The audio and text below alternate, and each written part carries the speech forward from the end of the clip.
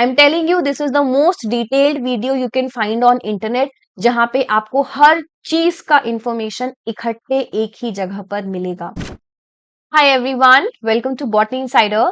आज हम इस वीडियो के अंदर पूरा एग्जामिनेशन को डिकोड करेंगे। सीएसआईआर नेट की एग्जामिनेशन के पूरे सिलेबस, एग्जाम पैटर्न, कैसे हमें इसकी प्रेपरेशन करनी चाहिए, क्या आपको चीजें याद रखनी है, क्या अवॉइड करना है, सब कुछ हम इस वीडियो के अंदर डिस्कस करेंगे। Right, so if you are new to botany insider, make sure to hit the subscribe button and sit back. आप इस पूरी वीडियो के अंदर एक सिंगल वीडियो में आप सारी चीजें समझ सकते हैं। आपके सामने जो पीडीएफ है, ये सीएसआईआर का प्रिस्क्राइब्ड सिलेबस है, उन्हीं की ऑफिशियल साइट से डाउनलोडेड सिलेबस है। हमारे सिलेबस के अंदर 13 यूनिट्स होती हैं, starting from your molecules and their interaction relevant to biology, जिसे हम बायोकेमिस्ट्री का भी नाम देते हैं।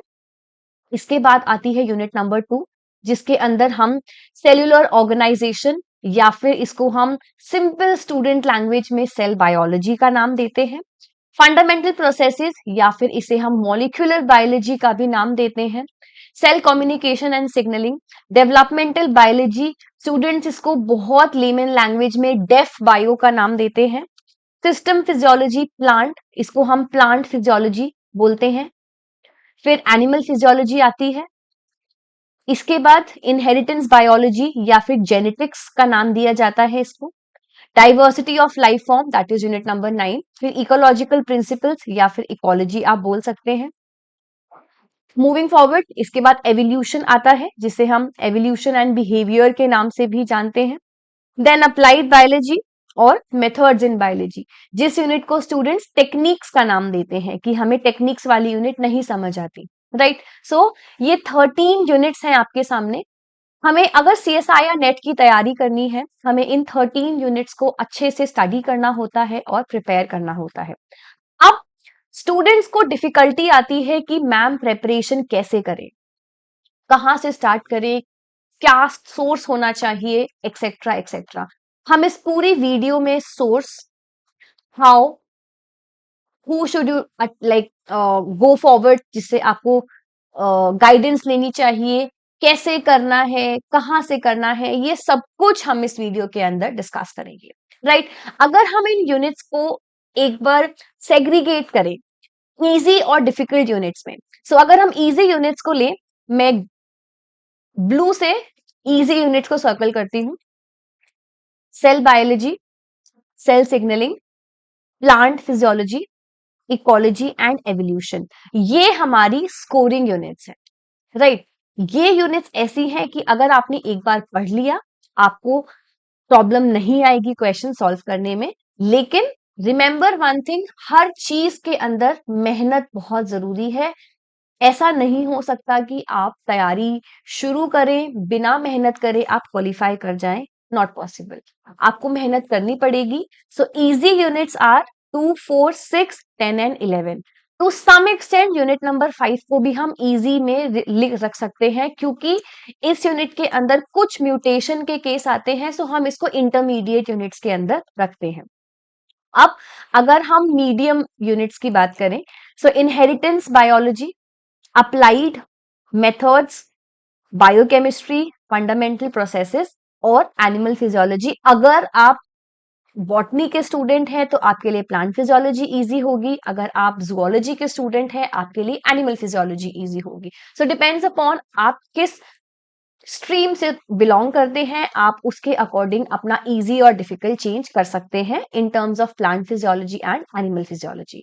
राइट, अब कुछ स्टूडेंट्स बोलेंगे मैम बायोकेमिस्ट्री तो बहुत डिफिकल्ट है, या फिर मैम मेथड्स तो बहुत डिफिकल्ट है। See, there is nothing called very difficult in the entire syllabus, ना ही सीएसआईआर ना ही किसी और एग्जामिनेशन का। हमारा अप्रोच क्या है एग्जामिनेशन को लेकर, उस पर ही सारी चीजें डिपेंड करती है। जिस तरीके से आप अपने एग्जाम के प्रेपरेशन को ब्रेक डाउन करेंगे, उसी बेसिस पर आपका प्रेपरेशन चलेगा। मॉलिक्यूल्स एंड देयर इंटरैक्शन के अंदर हमें याद रखना है कि हम किस टॉपिक को टारगेट कर रहे हैं। जो टॉपिक आप ले रहे हैं वो topic should be, that topic should be scoring enough. Right, so diversity of life form को हम कैटेगराइज कर सकते हैं into a general unit, because यहां से काफी जनरल नॉलेज के, काफी करंट अफेयर्स वाले क्वेश्चन आते हैं। आप लास्ट 4-5 इयर्स के या लास्ट 10 इयर्स के पेपर भी उठा के देख लीजिए, आपको करंट अफेयर्स में कि रिसेंट में यहाँ पर न्यू स्पीशी डिस्कवर हुई है, या फिर एक स्पीशी एक्सटिंक्ट हो चुकी थी बट रिसेंट रीडिस्कवरी हुई है, या फिर कोई नया स्पेसिफिक जीन है, उसका क्या फंक्शनैलिटी है किस प्लांट हार्मोन में। सो हम डाइवर्सिटी ऑफ लाइफ फॉर्म को एक जनरल यूनिट के अंदर कंसिडर करते हैं। कुछ टॉपिक्स अच्छे हैं यहाँ पर, जैसे कि टेक्सोनॉमी का कॉन्सेप्ट आता है, जैसे कि कुछ रूल्स एंड रेगुलेशंस आते हैं, वो इजी है। अदरवाइज इस टॉपिक को हम जनरल रखते हैं, राइट।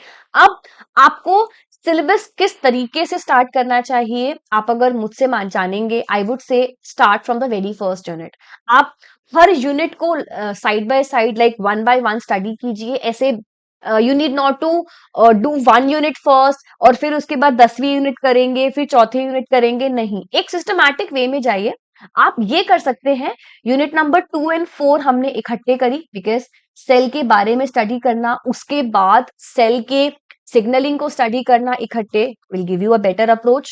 उसके बाद 10 और 11 आप इकट्ठे कर सकते हैं, बिकॉज इकोलॉजी एंड एवोल्यूशन में काफी ओवरलैपिंग टॉपिक्स भी हैं। इन एडिशन ओवरलैपिंग के साथ साथ दोनों इंटरेस्टिंग यूनिट्स हैं, दोनों ऐसे एनवायरमेंट से रिलेटेड है, सो आप इजीली कर सकते हैं। देन अप्लाइड बायोलॉजी और मेथड्स इन बायोलॉजी 12 एंड 13 को क्लब कर सकते हैं। सो हम ये क्लबिंग करेंगे तो बेटर रहेगा, but now it depends upon individual. Me as a student when I was studying, मैंने एक सिक्वेंशियल वे में किया था क्लबिंग दीज यूनिट्स। अदरवाइज अगर आपको इंटरेस्ट के बेसिस पे करना है, आप वैसे भी कर सकते हैं। I am just giving my approach और माई suggestions to you all. So if you want to modulate accordingly, you can. Most welcome to that. Right. अब सबसे पहले बात करते हैं बायोकेमिस्ट्री की। बायोकेमिस्ट्री के सिलेबस के अंदर सबसे पहला टॉपिक आता है structure of atom, molecules and chemical bonds. So यहां पर बात आई बॉन्ड्स की। बॉन्ड्स को अगर आप पॉइंट नंबर 3 देखेंगे, स्टेबलाइजिंग इंटरैक्शन, यहां पर भी सेम है, van der Waal interaction, static, hydrogen bonding, hydrophobic interaction etcetera. So ये वाला टॉपिक और ये वाला टॉपिक तो सेम है। केमिकल बॉन्ड्स में हम स्टेबलाइजिंग इंटरैक्शंस ही पढ़ते हैं, और एटम बॉन्ड्स पढ़ने के लिए पहले एटम और मॉलिक्यूल की नॉलेज होनी चाहिए। सो पहला टॉपिक तो ये। इसके बाद structure, composition and function of, अगर हम प्रोटीन को देखें तो पहले हमें अमाइनो एसिड पढ़ना है। अमाइनो एसिड पढ़ने के बाद हम पेप्टाइड बॉन्ड को पढ़ेंगे, जिसकी वजह से प्रोटीन्स बनेंगे। उसके बाद हम प्रोटीन्स की कॉन्फॉर्मेशन को पढ़ेंगे, रामाचंद्रन प्लॉट स्टडी करेंगे, सेकेंडरी स्ट्रक्चर स्टडी करेंगे, डोमेन्स के बारे में, मोटिव्स के बारे में, फोल्ड्स के बारे में पढ़ेंगे, राइट। इसके बाद हम स्टेबिलिटी के बारे में पढ़ेंगे कि प्रोटीन की स्टेबिलिटी क्या होती है, न्यूक्लिक एसिड क्या होता है, एक्सेट्रा। उसके बाद हम मेटाबॉलिज्म में आएंगे, लेकिन मेटाबॉलिज्म हमें अमाइनो एसिड का स्टडी करना है। सो हमें एक स्ट्रक्चर्ड वे में जाना है। सिलेबस के अंदर टॉपिक्स आपको ऐसे यहाँ वहां मिलेंगे, हमें उन्हें इकट्ठे लेकर आना है, इकट्ठे एक साथ कंप्लीट करो और अगले टॉपिक पे बढ़ो। सो प्रोटीन्स वाले टॉपिक को, कॉन्फर्मेशन ऑफ प्रोटीन्स भी यही होगा, ये पूरा सेगमेंट इकट्ठे होगा, स्टेबिलिटी ऑफ प्रोटीन्स भी यही होगा और अमाइनो एसिड्स भी यहीं पर होंगे। इसके बाद बात आती है एंजाइम्स की। एंजाइम्स कॉन्सेप्ट को कैसे करना है, सबसे पहले स्टडी करो कि एंजाइम्स होते क्या है। उसके बाद हम स्टडी करेंगे प्रिंसिपल ऑफ कैटालिसिस, एंजाइम की kinetics, regulation, mechanism of enzyme catalysis etcetera. फिर रिएक्शन काइनेटिक्स, इसी का एक्सटेंडेड वर्जन, या फिर अगर आपको इसको अलग कंसिडर करना है आप अलग कर सकते हैं। सो एक टॉपिक ये हो गया। अब बायो एनर्जेटिक्स, ये वाला टॉपिक जो है अगर आप यूनिट 6 में करेंगे तो अच्छा रहेगा, बिकॉज रेस्पिरेशन का पार्ट है टू सम एक्सटेंट। यूनिट 6 में फोटोसिंथेसिस पढ़ते हैं, फोटोसिंथेसिस के साथ रेस्पिरेशन पढ़ना इजी रहता है। देन अगर हम बायोकेमिस्ट्री पढ़ें और अगर हम थर्मोडायनेमिक्स ना पढ़ें वो तो गलत होगा। बट अगर आपको ये डिफिकल्ट लगता है, मैं सजेस्ट करूंगी बेसिक्स को पे ध्यान दीजिए कि होता क्या है, तीनों लॉस क्या है थर्मोडायनेमिक्स के, आप उसके बाद इस टॉपिक को वहां पे रेस्ट कर सकते हैं। बिकॉज एग्जाम में 100 टॉपिक को रीड करके जाएंगे और अगर उसमें से 2 क्वेश्चन ही सॉल्व हुए, नॉट अ पॉइंट। सो अपने स्ट्रॉन्ग पॉइंट्स पर खेलना है। थ्योरी अगर आपको ज्यादा अच्छी लगती है आप वो कीजिए, आपको लगता है मैं न्यूमेरिकल्स में स्ट्रांग हूं सो उस सेगमेंट को स्ट्रांग कीजिए। देन एक और थ्योरेटिकल पार्ट आता है विटामिन्स का, काफी इंपॉर्टेंट है।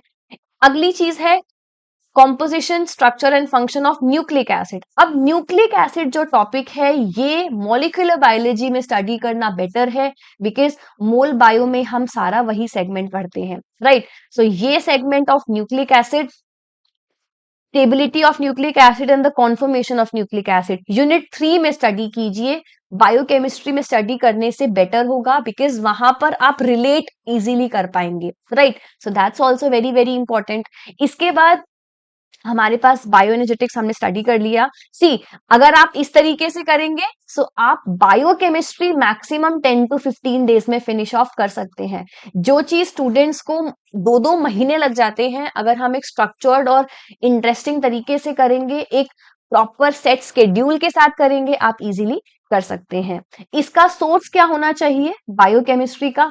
देखो, हर स्टूडेंट अपने अपने पेस पे स्टडी करता है। अगर आपके पास टाइम है, आई एम नॉट सेइंग कि स्टैंडर्ड बुक्स अच्छे नहीं हैं, they are of utmost importance, बहुत इंटरेस्टिंग बुक्स हैं, बहुत इंपॉर्टेंट बुक्स हैं, बहुत रिस्पेक्टफुल बुक्स हैं। लेकिन अगर आपके पास टाइम है, प्लीज तभी स्टैंडर्ड बुक्स की तरफ जाइएगा। अगर आप एक बीएससी के स्टूडेंट हैं और आप इसकी तैयारी स्टार्ट कर रहे हैं, मेक श्योर कि आप सारे स्टैंडर्ड बुक्स को ही फॉलो करें और उसमें से डिटेल्ड नोट्स बनाइए। अगर इफ यू आर समवन जिसके पास 6 मंथ्स ही हैं या फिर 4-5 मंथ्स ही हैं, आप अगर सेकेंड टाइम तैयारी कर रहे हैं या थर्ड टाइम कर रहे हैं, I would suggest you take some external help. आप कोई ऑफलाइन बैच ले सकते हैं, हमारे बैचेस अवेलेबल हैं, आपको स्क्रीन पर सारे बैचेस दिख जाएंगे, रिकॉर्डेड और लाइव। अगर आपको मन है कि मुझे लाइव, मुझे सिर्फ और सिर्फ खुद पढ़ना है, सो आप नोट्स का सहारा ले सकते हैं। आप हमारे नोट्स बुकलेट्स अवेलेबल हैं, आपको सारा कंटेंट इकट्ठे एक जगह पर मिल जाएगा। आप YouTube वीडियोस का हेल्प ले सकते हैं।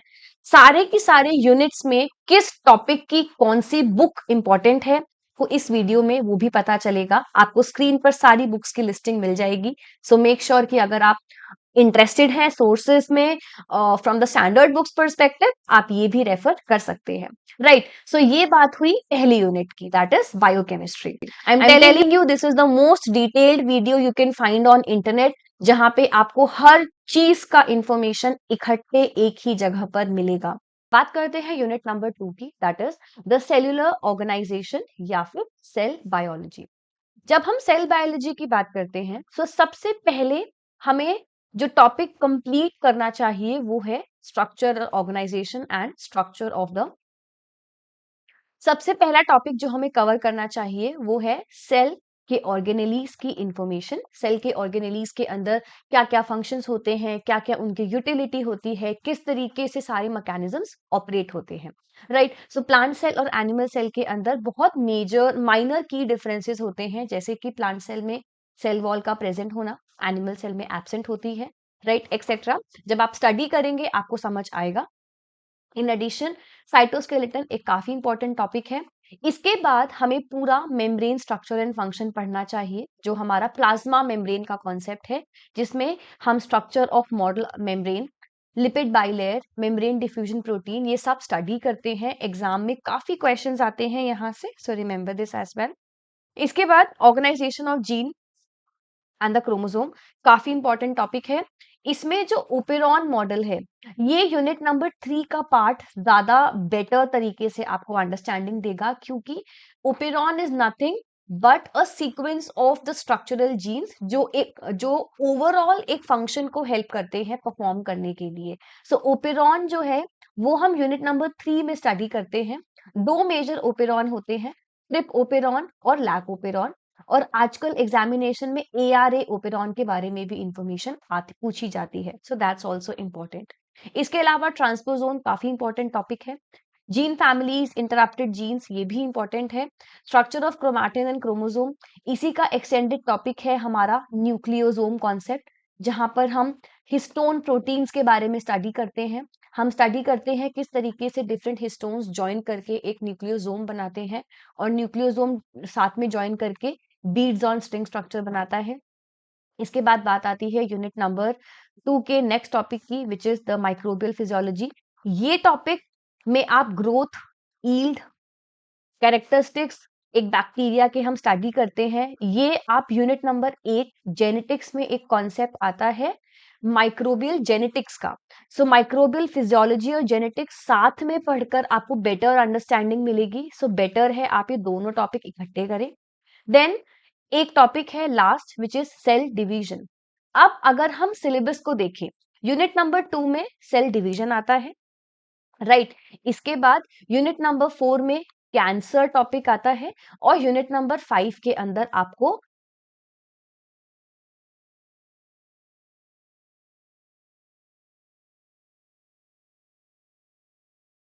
यूनिट नंबर 5 के अंदर हमारे पास प्रोग्राम्ड सेल डेथ आता है, राइट। सो सेल साइकिल, कैंसर और एपोप्टोसिस या फिर प्रोग्राम्ड सेल डेथ, ये तीनों टॉपिक अगर हम एक साथ करें, इसके अगर आप हमारे कोर्स में देखेंगे, सो 20 लेक्चर्स इन टोटल बनते हैं, जिसके अंदर हम सेल साइकिल, कैंसर, एपोप्टोसिस ये सब कुछ कवर करते हैं एक साथ। बिकॉज सेल साइकिल पहला कॉन्सेप्ट, सेल साइकिल की रेगुलेशन दूसरा कॉन्सेप्ट, उसके चेक पॉइंट्स उसी में इंक्लूड होते हैं। उसके बाद हम स्टडी करते हैं कि कैंसर क्यों होता है, कैंसर के रीजन, कैंसर बायोलॉजी, उसके बाद एपोप्टोसिस। सो ये सारे टॉपिक्स इकट्ठे स्टडी करने में हमें ज्यादा बेटर अंडरस्टैंडिंग मिलती है, right. So that's about unit number 2। आप इसके लिए कार्प की बुक को रेफर कर सकते हैं अगर आपको स्टैंडर्ड बुक से स्टडी करना है, राइट। यूनिट नंबर 1 के लिए आप लेनिंजर एक बुक आती है, वो वाली बुक फॉलो कर सकते हैं। यूनिट नंबर 2 के लिए आप कार्ट फॉलो कर सकते हैं। यूनिट 3 की अगर हम बात करें, यूनिट 3 के अंदर टॉपिक आता है, ये कंप्लीट सेगमेंट है हमारा central dogma, right. The central dogma of biology, जो बोलता है कि डीएनए से आरएनए का फॉर्मेशन होना चाहिए और आरएनए से प्रोटीन का। डीएनए से आरएनए बनेगा हमारा ट्रांसक्रिप्शन के थ्रू, आरएनए से प्रोटीन बनेंगे हमारे ट्रांसलेशन के थ्रू, राइट। सो यही सब हम स्टडी करते हैं। इन एडिशन डीएनए का कॉपी नंबर इंक्रीज करने के लिए डीएनए का रेप्लिकेशन होगा, एंड बाय चांस डीएनए के रेप्लिकेशन के टाइम पर कोई भी प्रॉब्लम आती है, सो वहां पर हमारा डीएनए का रिपेयर मैकेनिज्म्स ऑपरेट होगा, right. So DNA replication, RNA की सिंथेसिस, बिकॉज जब डीएनए से आरएनए बनता है तो हमारा मेच्योर आरएनए नहीं होता, यहां पर प्री मेच्योर आरएनए होता है। सो प्री आरएनए से मेन एमआरएनए का फॉर्मेशन पोस्ट ट्रांसक्रिप्शनल मॉडिफिकेशंस के थ्रू होता है, which is your splicing concept, capping concept and telling concept. उसके अलावा हमारे ट्रिमिंग, कटिंग और वो सब भी होता है। So just a holistic idea for you. इसके बाद प्रोटीन सिंथेसिस जो हमारा ट्रांसलेशन है, और एंड में हम पढ़ते हैं यहाँ पर control of the gene expression, जिसमें हम expression of phages, viruses, prokaryotic, eukaryotic gene, ये सब आता है। इस यूनिट को स्टडी करने के लिए आपको वॉटसन की बुक आती है मॉलिक्यूलर बायोलॉजी की, आप वो ले सकते हैं, ऑनलाइन भी अवेलेबल होगी। आप उसकी हार्ड कॉपी प्रेफर कीजिए, ना खरीदे, बिकॉज काफी एक्सपेंसिव आती है। अगर सॉफ्ट कॉपी लेनी है सो आपको ऑनलाइन स्टोर्स पर मिल जाएगी, आप वहां से ले सकते हैं, राइट। देन नेक्स्ट टॉपिक आता है सेल कम्युनिकेशन एंड सिग्नलिंग। यहाँ पर हम होस्ट पैरासाइट इंटरैक्शन की बात करते हैं, फिर सिग्नलिंग आता है, फिर सेल कम्युनिकेशन, कैंसर हमने पहले वाले यूनिट में कंप्लीट किया, और इनेट एंड अडेप्टिव इम्यूनिटी, जिसे हम इम्यूनोलॉजी का भी के तरीके से भी डिफाइन करते हैं, राइट। सो यूनिट नंबर 4 के अंदर इस टॉपिक से थोड़े कम या फिर कंपैरेटिवली कम क्वेश्चंस आते हैं। सबसे स्कोरिंग सेगमेंट यूनिट नंबर 4 का होता है सेल सिग्नलिंग। यहाँ पर हम सारे की सारे सिग्नलिंग पाथवे जैसे GPCR, RTK pathway, IP3 DAG pathway, nitric oxide signalling, उसके अलावा delta notch pathway, juxtacrine pathway, juxtacrine pathway के अंदर ही डेल्टा नॉच एग्जाम्पल होता है, एक्सेट्रा बहुत सारे पाथवे होते हैं। सो आप यहाँ से स्टडी कर सकते हैं, बैक्टीरियल कीमोटैक्टिक्स, कोरम सेंसिंग वगैरह। सेम नेक्स्ट उसके बाद आता है सेलुलर कम्युनिकेशन। सो इस टॉपिक के लिए हमें मेजरली सेल अडहेशन मॉलिक्यूल्स, और सेल जंक्शन, दो टॉपिक आते हैं जो कवर करने होते हैं एंड एग्जाम में हर साल क्वेश्चन आता है इस पार्ट से। इस यूनिट को भी कवर करने के लिए आप कार्प की रेफरेंस ले सकते हैं। लेटेस्ट बुक्स भी अवेलेबल है बट 8th एडिशन में काफी सेगमेंट कंप्लीटेड है, सो कार्प का 8th एडिशन आपको मिल जाएगा। अगर आपको इसका पीडीएफ चाहिए सो आप मुझे इस नंबर पर व्हाट्सएप कर सकते हैं, I can forward you the PDF for the same. Right, इसके बाद इनेट and immune adaptive immune system या फिर इम्यूनोलॉजी। इस टॉपिक के लिए अगर आपने इम्यूनोलॉजी अपने ग्रेजुएशन में पढ़ी है या फिर इम्यूनोलॉजी पहले कंप्लीट करी है तो प्रॉब्लम नहीं आएगी। अदरवाइज आप अगर नॉन इम्यूनोलॉजी बैकग्राउंड से है, आपने कभी नहीं पढ़ा है, सो ट्राई कीजिए कि इसके कुछ इंपॉर्टेंट सेगमेंट जैसे कि इनेट और अडेप्टिव इम्यूनिटी में differences, different type of vaccines, antibody का स्ट्रक्चर, एपिटोप्स क्या होते हैं, उसके बाद मोनोक्लोनल एंटीबॉडीज क्या होती हैं, बी और टी सेल के रिसेप्टर्स क्या होते हैं। Try to take an idea for these things because उसमें से भी हमारे कुछ मैच द फॉलोइंग और कुछ पार्ट बी के क्वेश्चंस बन सकते हैं।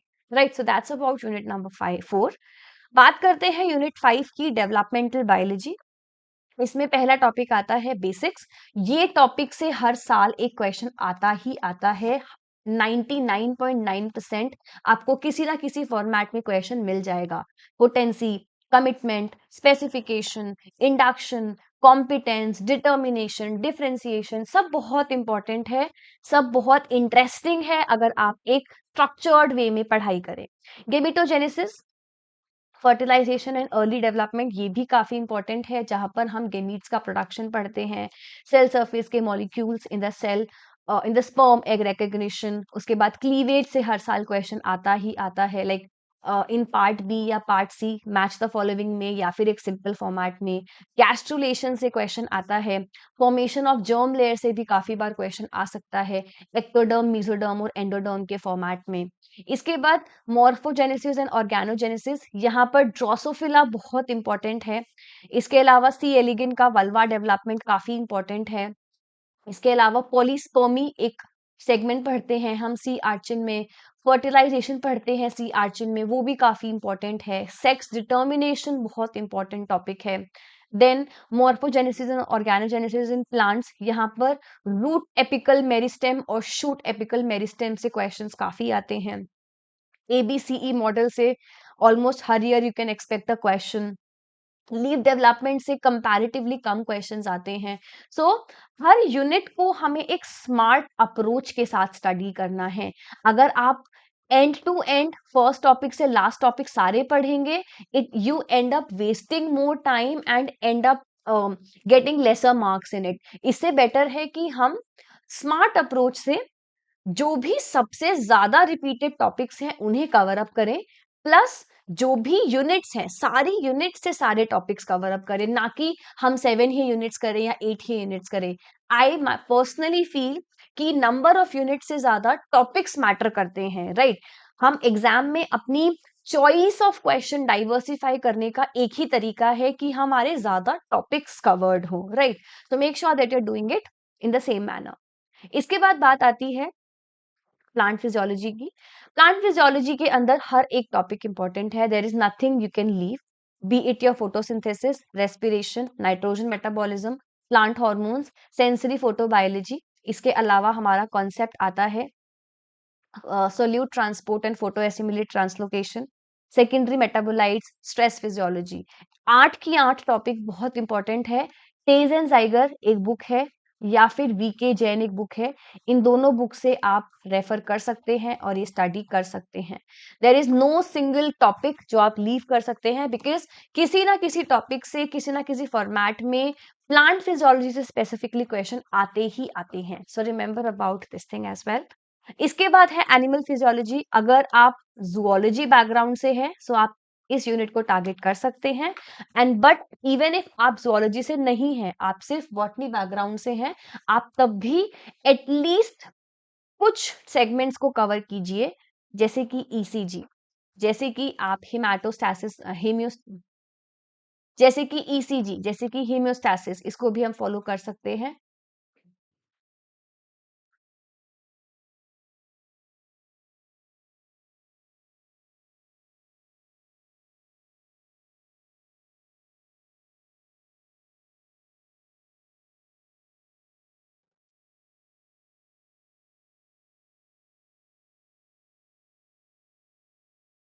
अगर आप ज़ूलॉजी बैकग्राउंड से हैं, सो आपको ये यूनिट कंपैरेटिवली ईज़ी लगेगी बिकॉज़ यहाँ पर काफ़ी ज़्यादा सिस्टम्स और काफ़ी ज़्यादा फ्लो चार्ट्स होते हैं। सो बट इवन इफ आप एनिमल फिजियोलॉजी से नहीं हैं, I would still suggest you कि एट लीस्ट कुछ सेगमेंट्स कवर कीजिएगा, जैसे कि ईसीजी, जैसे कि पीवाईक्यू के अंदर आपको कभी-कभी क्वेश्चंस आते हैं ब्लड वॉल्यूम के बारे में, या फिर ब्लड का कितना लेवल होना चाहिए, क्या पीएच होना चाहिए, बॉडी टेम्परेचर्स के बारे में। So try having at least bit of idea about these things and you can complete, right? Animal physiology में भी अगर आप एनालाइज करेंगे PYQ, so आपको काफी सारे टॉपिक्स में से क्वेश्चन दिख जाएगा, right? नेक्स्ट बात आती है इनहेरिटेंस बायोलॉजी या फिर जेनेटिक्स की। इस टॉपिक के लिए सबसे पहला मेंडेलियन प्रिंसिपल बेसिक बहुत इंपॉर्टेंट है। देन कॉन्सेप्ट ऑफ जीन्स काफी इंपॉर्टेंट है, alleles, multiple alleles, pseudo alleles, complementation test. Then extensions, ये भी इंपॉर्टेंट टॉपिक है। जीन मैपिंग में टेट्राड एनालिसिस आप कंपैरेटिवली लेसर और बहुत कम चांसेस होते हैं यहाँ से क्वेश्चन आने के। Inheritance of mitochondrial and chloroplast genes, maternal inheritance, यहाँ से पेडिग्री के बेसिस पर क्वेश्चन आते हैं। They can give you a specific pedigree and they can ask you to like analyze it accordingly.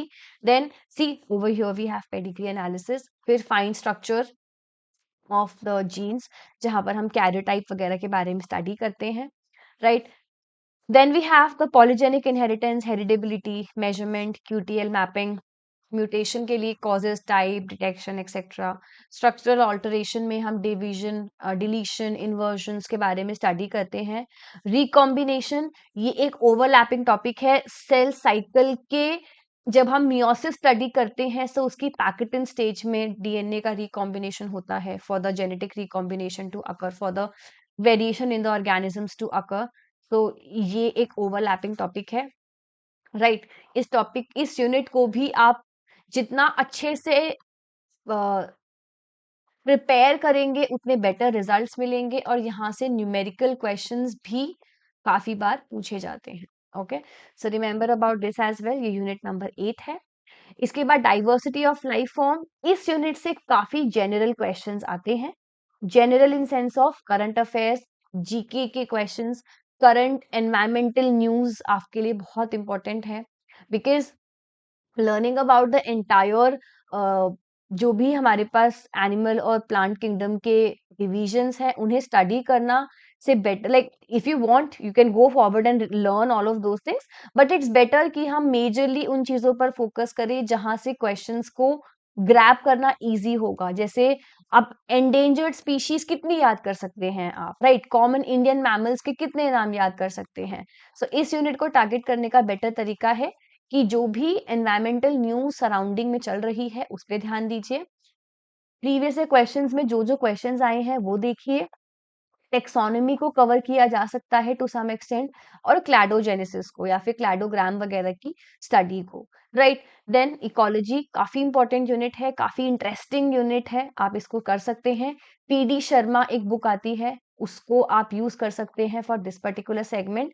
But PD Sharma के अंदर सारा कंटेंट आपको नहीं मिलेगा, you need a consolidated segment for it, right? So environment, physical and environment, biotic environment, ये सारी चीजें, ecology, population ecology, इसके बाद community ecology, species interaction, biogeography जिसमें हम theory of island biogeography study करते हैं, अप्लाइड इकोलॉजी, कंजर्वेशन बायोलॉजी, ये सब बहुत इंपॉर्टेंट है, इंटरेस्टिंग है। So try doing all of these things. Species interaction में हम टाइप्स ऑफ इंटरैक्शन स्टडी करते हैं, positive interaction, negative interaction, neutral interaction, right? इसके बाद एवोल्यूशन एंड बिहेवियर एक कॉन्सेप्ट आता है जिसमें एमर्जेंस ऑफ एवोल्यूशनरी थॉट्स जैसे डार्विन के थॉट्स, लेमार्क्स, मेंडलिज्म, कैसे न्यू एज थ्योरी आई है, नियो मेंडलिज्म, ये सारे कॉन्सेप्ट्स आते हैं। Then origin of cell and evolutionary evolution, unicellular evolution, पेलिएंटोलॉजी, evolutionary history, molecular evolution, mechanisms, जिसमें हम Hardy Weinberg law, Hardy Weinberg principle के इक्वेशंस और वो सब सॉल्व करते हैं। को एवोल्यूशन, जहाँ पर हम रेड क्वीन हाइपोथेसिस को स्टडी करते हैं। Convergent evolution, divergent types of evolution भी एक टॉपिक आता है। इसके बाद टाइप्स ऑफ स्पेसिएशन काफी इंपॉर्टेंट है। यहाँ से जीन डुप्लीकेशन बहुत इंपॉर्टेंट टॉपिक है। ब्रेन एंड बिहेवियर के अंदर ऑल्टरिज्म, रेसिप्रोकल ऑल्टरिज्म, देन किन सिलेक्शन, ग्रुप सिलेक्शन, ये सब इंपॉर्टेंट है।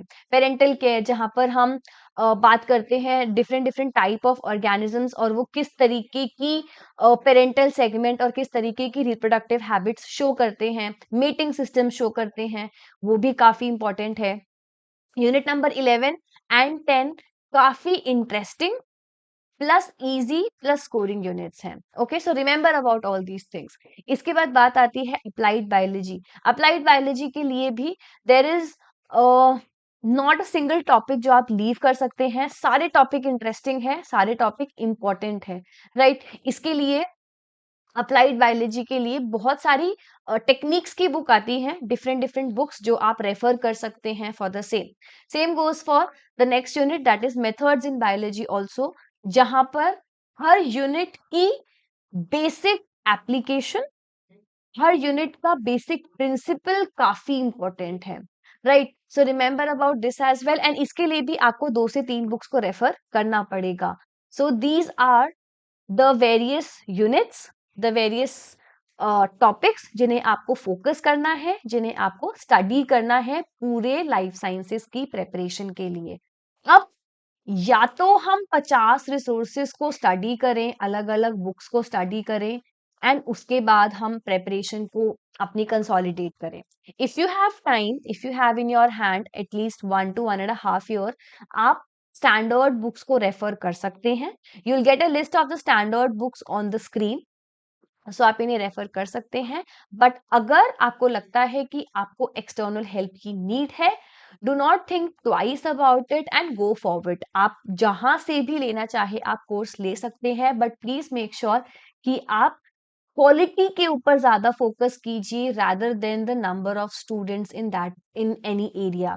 Reason being, quality of preparation matter करती है, आपका क्या आउटपुट आ रहा है ये मैटर करता है। सो अगर आपको हमारे कोर्सेज देखने हैं, सो आप हमारा ऐप डाउनलोड कर सकते हैं और आप हमारे कोर्सेज चेकआउट कर सकते हैं। स्क्रीन पर आपको सारे कोर्सेज दिख जाएंगे। We have a number of courses available. Full course, we have a recorded batch, we have a crash course, we have previous year question paper books plus the solutions. Then we have the PYQ book, PYQ solutions, notes module के hard copy और soft copy दोनों available हैं. Then in addition हमारे पास general aptitude सारे subjects के लिए recorded batch, revision batches. In addition we have a number of new courses coming up. हमारे पास recorded live हर तरीके के बैचेस अवेलेबल हैं। हमारे पास हमारी नोट्स की बुकलेट्स अवेलेबल हैं। अगर आप एक वर्किंग पर्सन है and if you feel like कि आपके पास नोट्स बनाने का टाइम नहीं है, सो आप नोट्स बुकलेट परचेज कर सकते हैं। स्क्रीन पर आपको नोट्स बुकलेट दिख जाएंगी। आप इस नंबर पर, जो स्क्रीन पर आपको नंबर दिख रहा है, आप यहाँ पे हमसे बात कर सकते हैं, हमें टेक्स्ट कर सकते हैं और इंफॉर्मेशन ले सकते हैं, राइट। हर चीज जो मैंने इस पूरी की पूरी क्लास में आपको बताई है, ये आपको हेल्प करेगी नेट की तैयारी करने में। बात करते हैं एग्जाम के पैटर्न की। अगर हम CSIR नेट का पेपर एनालाइज करें और प्रिस्क्राइब्ड सिलेबस और पास्ट, अभी सिलेबस हमने रिवाइज किया, अगर हम प्रिस्क्राइब्ड पैटर्न देखें CSIR नेट का, सो एग्जाम के पैटर्न में 3 सेक्शंस होते हैं, section A, section B and section C. Section A के अंदर 20 questions in total, section B में 50 questions in total, section C में 75 क्वेश्चंस। सेक्शन ए में से 20 में से आप 15 कर सकते हैं, यहां से 35 और यहां से 25। पार्ट ए के अंदर हर क्वेश्चन 2 मार्क का होता है, तो टोटल 30 मार्क्स आप गेन कर सकते हैं। यहाँ पर भी 2 मार्क का होता है, सो 70 मार्क्स। यहाँ पर क्वेश्चन 4 मार्क का है, 100 मार्क्स।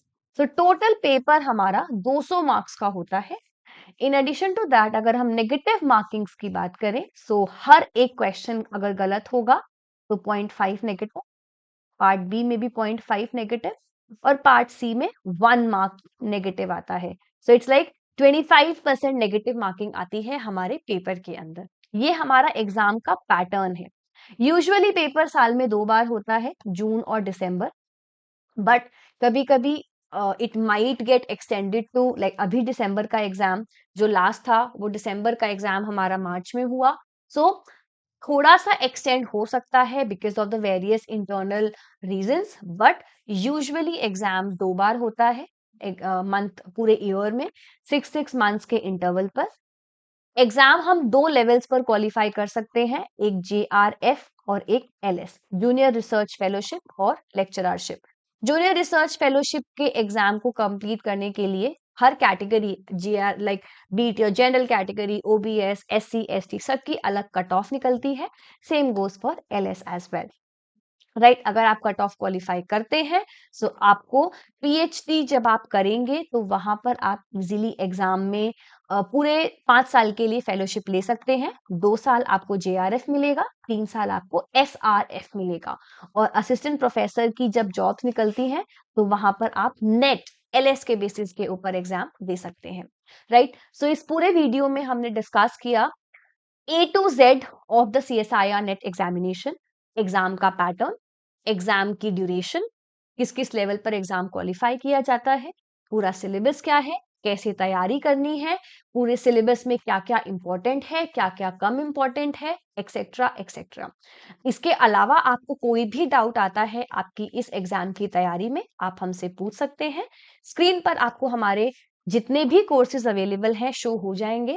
चेक दीज कोर्सेज, कोई भी डाउट आता है नंबर आपकी स्क्रीन पर है, आप हमसे पूछ सकते हैं and you can get your doubts cleared regarding the same.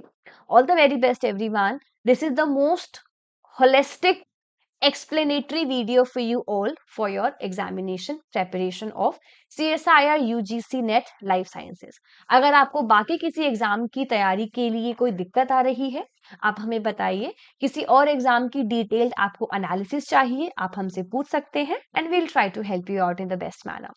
Thank you for watching. Good luck. Take care. All the very best. Hit the subscribe button to Botany Insider and make sure to download our application. Thank you for watching, everyone.